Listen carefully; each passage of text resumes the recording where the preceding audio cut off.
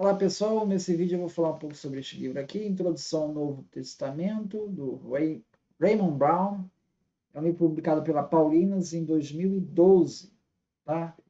Ele é um livro que vai tratar da abordagem dos 27 livros aí do Novo Testamento, dá uma introdução, datação, autoria, conteúdo, e é um livro referência, né? Ele diz assim, ó, meu livro recebeu um imprimatur declarando que, do ponto de vista católico romano, esta introdução está isenta de erro doutrinal e moral.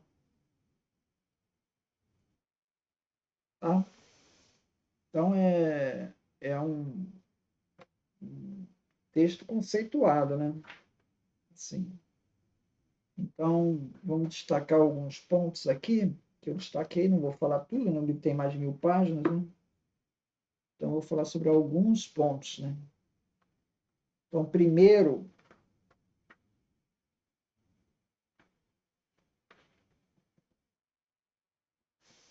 vou falar aqui somente no século II temos deveras provas de que os cristãos usavam o termo Novo Testamento para designar seus próprios escritos, o que levou finalmente ao uso da designação Antigo Testamento para as escrituras de Israel. Tá? E fala do Canon Muratoriano, né, onde vai aparecer uma primeira lista de livros aí no final do século II, onde vai aparecer então essas listas aí dos 27 livros.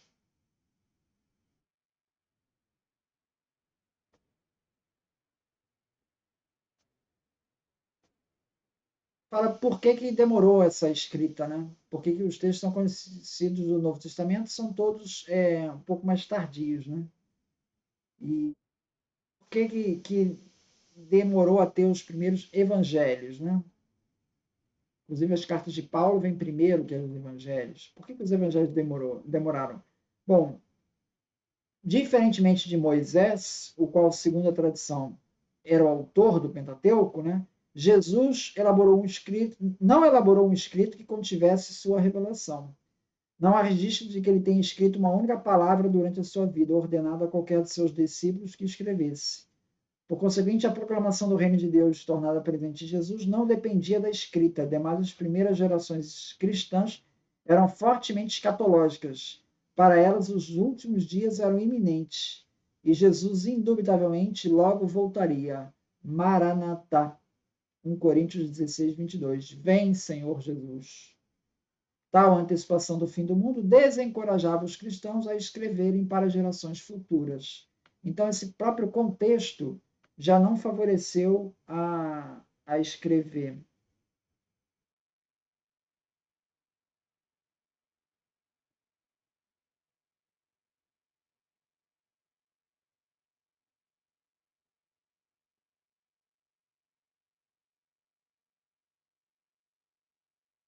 Outro detalhe aqui, ó, com relação às cartas de Paulo, né?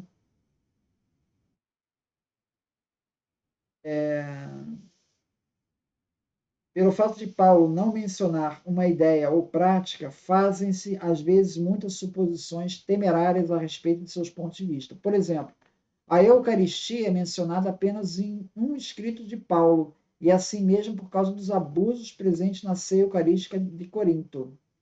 Excetuando-se aquela situação, os estudiosos então podem ser levados a supor erroneamente que não existia Eucaristia nas igrejas paulinas, deduzindo que Paulo dificilmente poderia ter escrito tanto sem mencionar um aspecto importante da vida cristã. Então ele chama essa atenção, né? É curioso, né? Paulo não faz muita menção a isso, mas não quer dizer que aquelas comunidades não tivessem Eucaristia. Pelo contrário, a gente tem referências na Didac, né? De que essa Eucaristia era central. Mesmo em Paulo aparece uma vez, né? E se ele revela que está havendo abusos, né, é porque é uma prática, a Eucaristia faz parte do dia a dia, né? Então ele chama atenção para essa observação.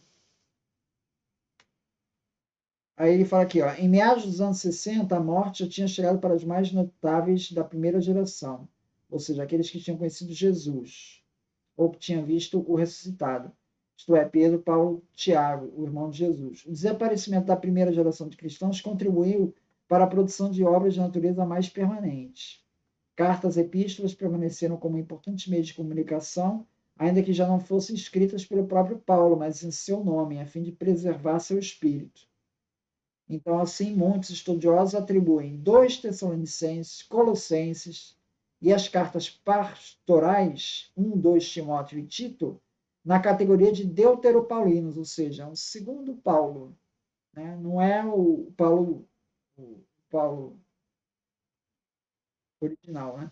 Composto no período de 70 a 100, ou mesmo mais tarde, após a morte de Paulo.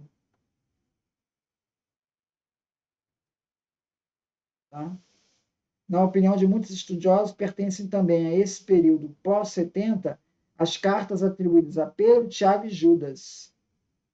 Cartas em nome dos grandes apóstolos, que visavam os problemas das gerações posteriores.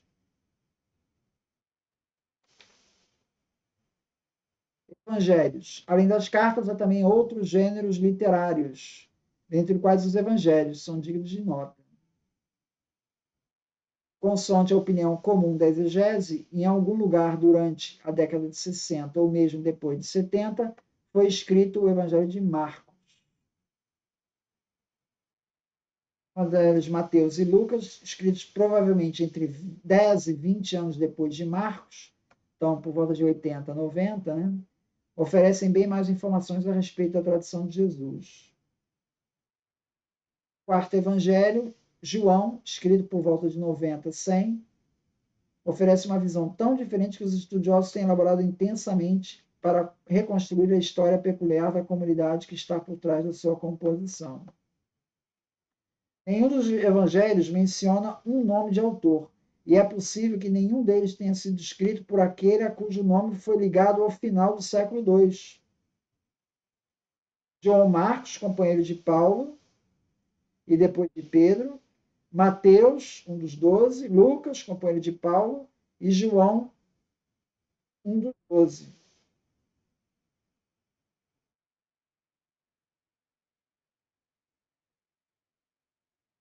A pressuposição que Lucas tem escrito o terceiro evangelho e os Atos dos Apóstolos é a mais plausível das 4 atribuições, seguida de perto pela suposição de que Marcos teria sido um evangelista.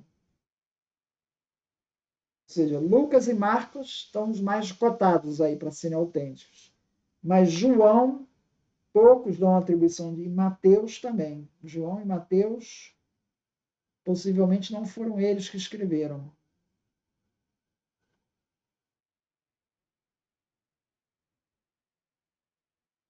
Aqui também vai falar na página 183. Vai continuar falando sobre isso. Ó. Agora, na metade do período anterior, enquanto o material sobre Jesus era anunciado, algumas coleções primitivas, perdidas atualmente, tivessem surgido, e não obstante a pregação baseada na conservação e desenvolvimento oral do material sobre Jesus tenha continuado no século II, provavelmente os 4 evangelhos canônicos foram escritos entre 65 e o ano 100.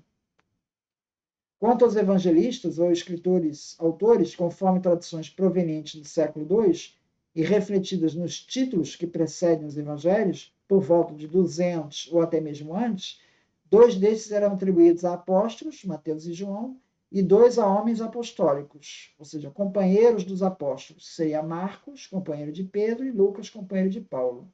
Contudo, a maioria dos estudiosos modernos não pensa que os evangelistas foram testemunhas oculares do ministério de Jesus.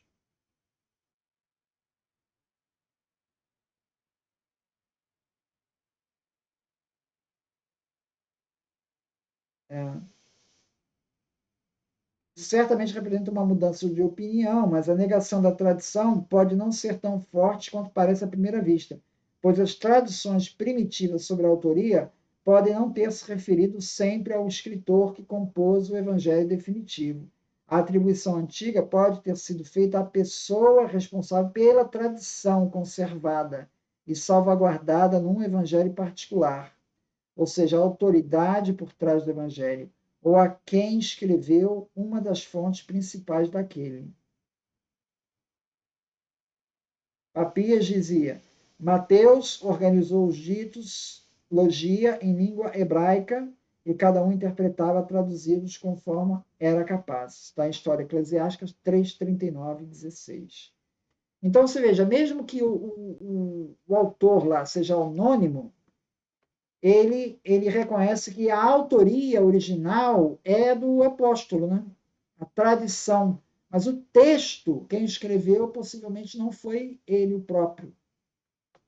Então, ele reconhece como a autoria seria lá para trás, seria original, mas o texto não seria ele, possivelmente. E esses evangelhos segundo Mateus, isso só acontece no século II. Só começa a dar presente no século II. Então é isso. Muito obrigado, então.